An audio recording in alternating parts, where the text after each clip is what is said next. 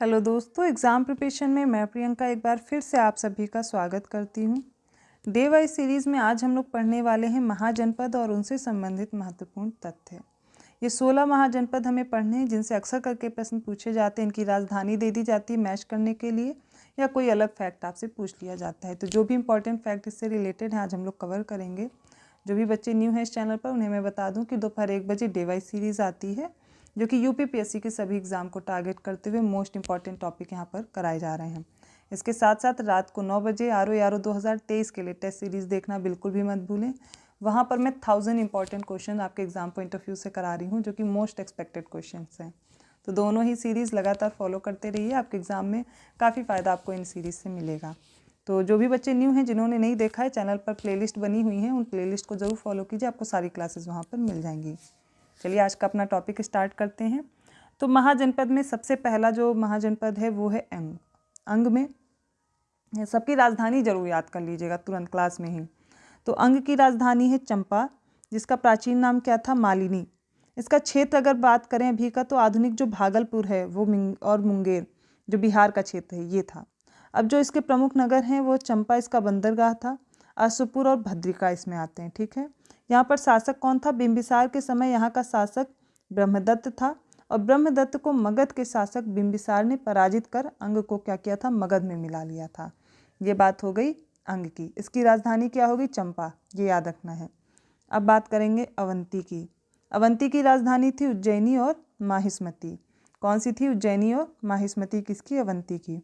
इसका क्षेत्र याद करिए, उज्जैन जिले से लेकर के नर्मदा नदी तक जो एमपी वाला रीजन है वो अवंती में आता था।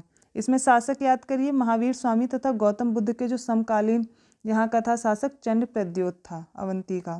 प्रमुख नगर कौन कौन से थे, कुरारगढ़, मक्करगढ़ और सुदर्शनपुर। पुराणों के अनुसार अवंती के संस्थापक हैय वंश के लोग थे और बिंबिसार ने वैध जीवक को चंड प्रद्योत के उपचार के लिए भेजा था। अवंती महाजनपद के दो भाग थे, उत्तरी अवंती की राजधानी उज्जैनी थी और जो दक्षिणी अवंती थी उसकी राजधानी माहिष्मती थी। बुद्ध काल के समय अगर बात की जाए तो अवंती की राजधानी उज्जैनी हुआ करती थी।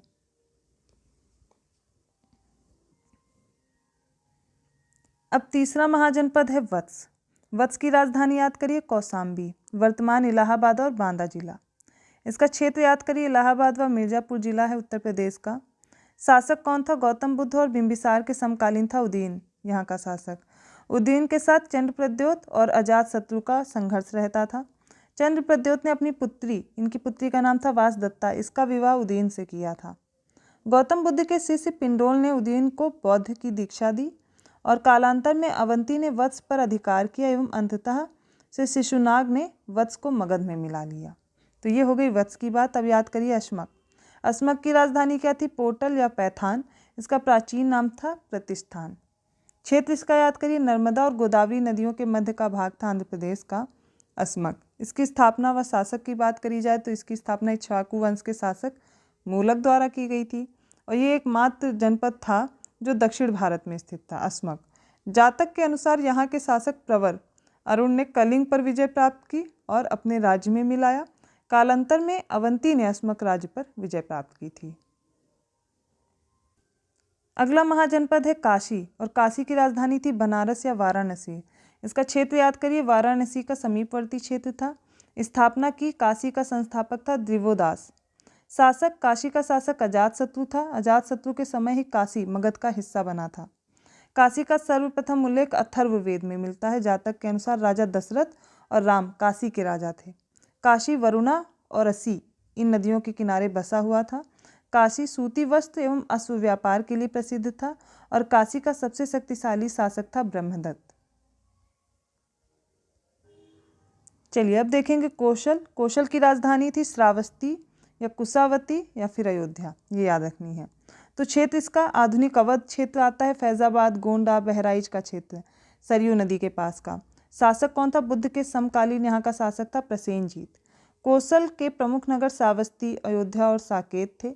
बुद्ध काल में कौशल के दो भाग हो गए थे। उत्तरी भाग की राजधानी श्रावस्ती थी और दक्षिणी भाग की राजधानी साकेत थी। फिर देखिए कुरु की राजधानी याद रखिए इंद्रप्रस्थ व हस्तिनापुर। यहाँ का जो शासक था वो बुद्ध का समकालीन था कौरव।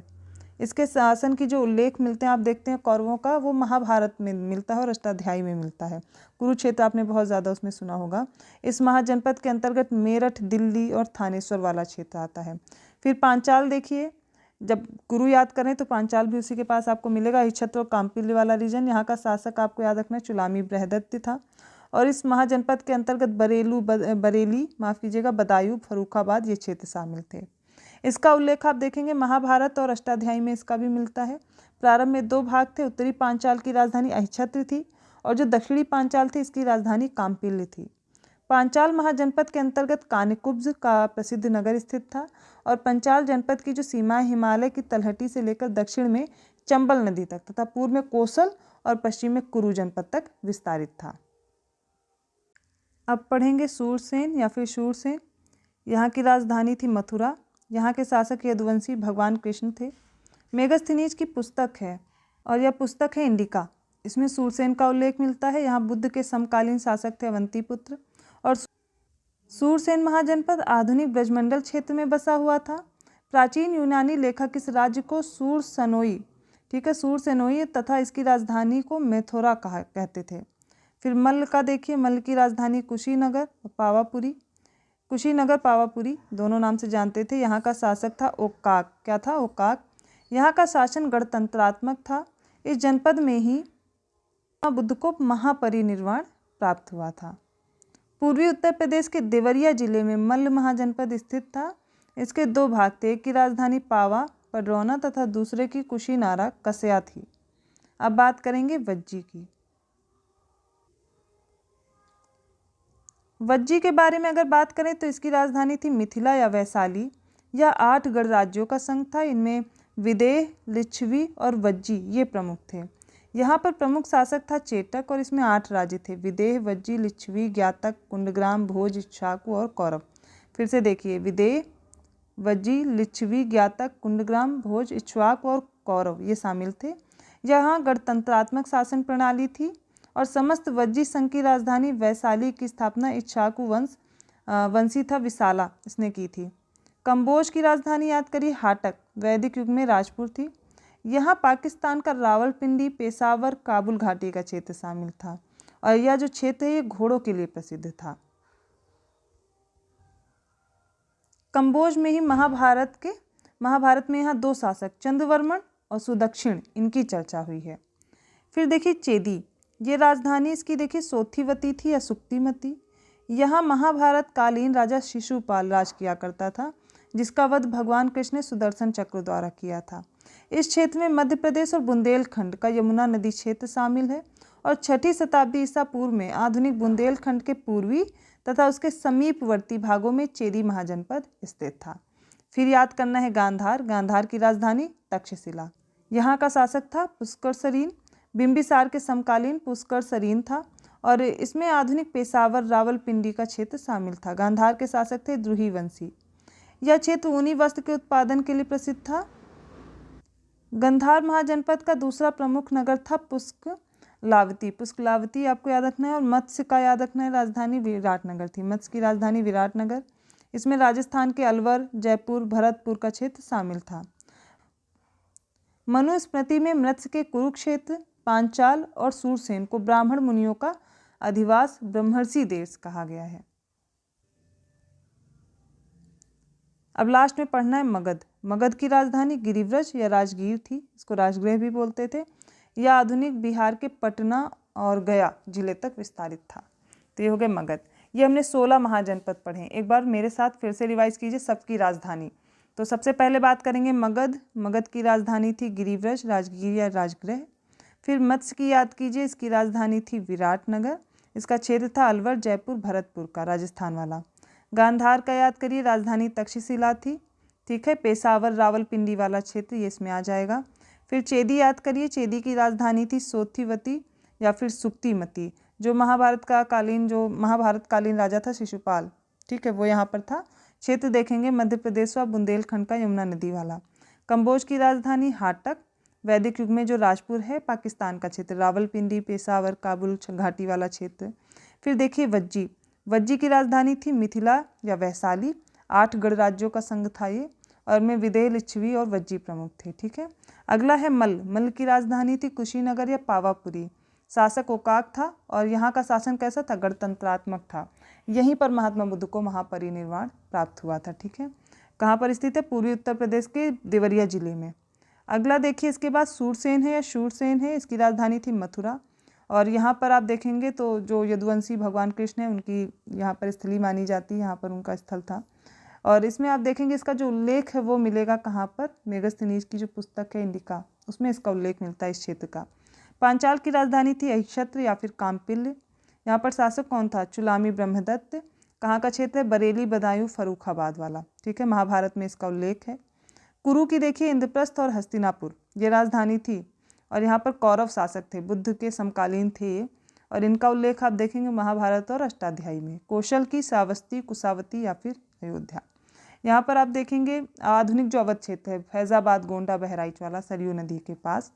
फिर काशी, काशी की राजधानी बनारस या वाराणसी, आधुनिक वाराणसी वाला क्षेत्र इसमें आ जाएगा। अशमक की राजधानी थी पोटल या फिर पैथान, प्रतिष्ठान भी बोलते हैं। नर्मदा और गोदावरी नदियों के मध्य का क्षेत्र आंध्र प्रदेश। वत्स की राजधानी थी कौशाम्बी, वर्तमान में आप देखेंगे इलाहाबाद और बांदा जिला। ठीक है, वो इसमें आता है, इलाहाबाद मिर्जापुर वाला क्षेत्र उत्तर प्रदेश का वत्स में। यहाँ पे आप देखेंगे कौन था? उदयन था। अवंती की राजधानी उज्जैनी और माहिष्मती थी। ठीक है। उज्जैन जिले से लेकर के नर्मदा नदी तक जो मध्य प्रदेश का क्षेत्र है इसमें आएगा। ठीक है। प्रमुख अगर नगर देखेंगे तो इसमें जो थे वो कुरारगढ़, मक्करगढ़, सुदर्शनपुर ये सब इसमें आते थे। अवंती के बाद आपको अंग याद रखना है जो कि हमने सबसे पहले पढ़ा था, तो अंग की राजधानी हो जाएगी चंपा। ठीक है। इसका प्राचीन नाम था मालिनी और आधुनिक जो बिहार का क्षेत्र है भागलपुर और मुंगेर वाला वो इसमें आता था। तो यहाँ तक हमने इम्पॉर्टेंट जो टॉपिक है कवर किया है हमारा। 16 महाजनपद पढ़े, उनकी राजधानी पढ़ी। यहीं से कुछ प्रश्न बन भी जाते हैं, अक्सर करके एग्जाम में पूछे जाते हैं, गलत ना हो तो आपको क्या करना है, एक वीडियो को 1-2 बार रिपीट करेंगे, याद हो जाएगा। ऐसा अगर वीडियो अच्छा लगा तो प्लीज़ लाइक कीजिए, चैनल को सब्सक्राइब कीजिए और लोगों को भी शेयर कीजिए। इसके साथ साथ रात को 9 बजे मैं बता रही हूँ आरओ के लिए जो भी बच्चे प्रिपेयर करें वो टेस्ट सीरीज सॉल्व करना मत भूलिएगा, बहुत इंपॉर्टेंट है आपके लिए। अदर वीडियोस के नोटिफिकेशन के लिए बेल आइकन प्रेस करिए, आसानी से आपको और वीडियो के नोटिफिकेशन मिलते रहेंगे। ऐसी और क्लास के साथ मैं मिलती हूँ नेक्स्ट वीडियो में, तब तक के लिए धन्यवाद।